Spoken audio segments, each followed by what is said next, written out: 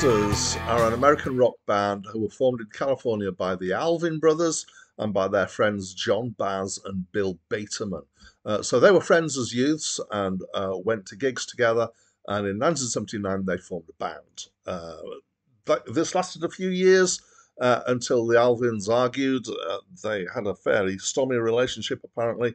And so they effectively broke up in 1985. Dave Alvin left. So did the two saxophonists and the keyboard player who had joined in the intervening years. But the band did carry on. Although Dave Alvin tried to return a couple of times, it looks like, over the next couple of years, it didn't stick. They went through several guitarists in quick succession, but after a while slowed down to a slower turnover of members. Presumably their existence was mostly for touring, because although they're still going, they've only actually had 2 albums since that 1985 effective breakup incident.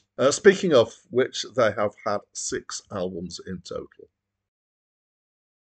Hi, my name's Dan. So this was the 4th album by the Blasters. It's my first encounter with this album and with them as a band, so I didn't know anything about them before I started reading them up.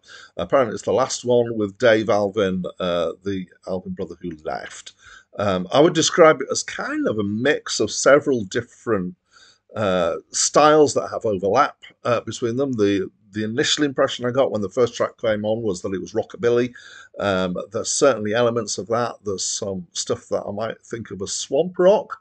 It kind of has connections to particular Creedence Clearwater Revival kind of is coming through there, and other stuff like that. There's one track that's quite Cajun, which is emphasized by the use of an accordion in it. There's some rock and roll in here, and it kind of moves about in these kind of the southern, faster Americana, not quite so traditional as blues and things like that.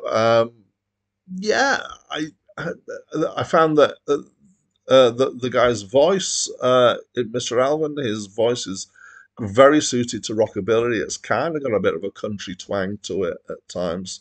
It's decent enough musically. It's got a good variety.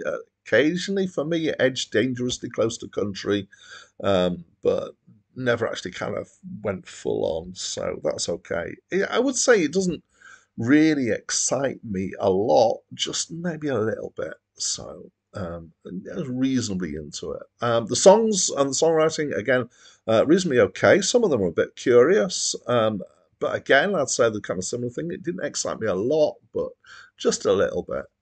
So although I kind of quite liked it, my favourite songs on here were Just Another Sunday for the lyrics for that, and Samson and Delilah, both for the lyrics and for the music of it. It was all right, but I'm afraid it's getting kind of lost in that swamp of the 6.5 to 7, which is where I put things that are kind of okay. I don't object to them, but I don't necessarily feel like I need to seek them out again. So that's what I think, and I'd love to know what you think. So please talk to me through the comments box. That's it from me for now.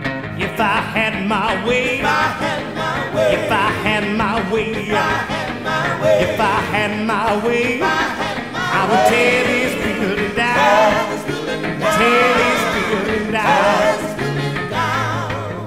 You heard about Samson from your birth.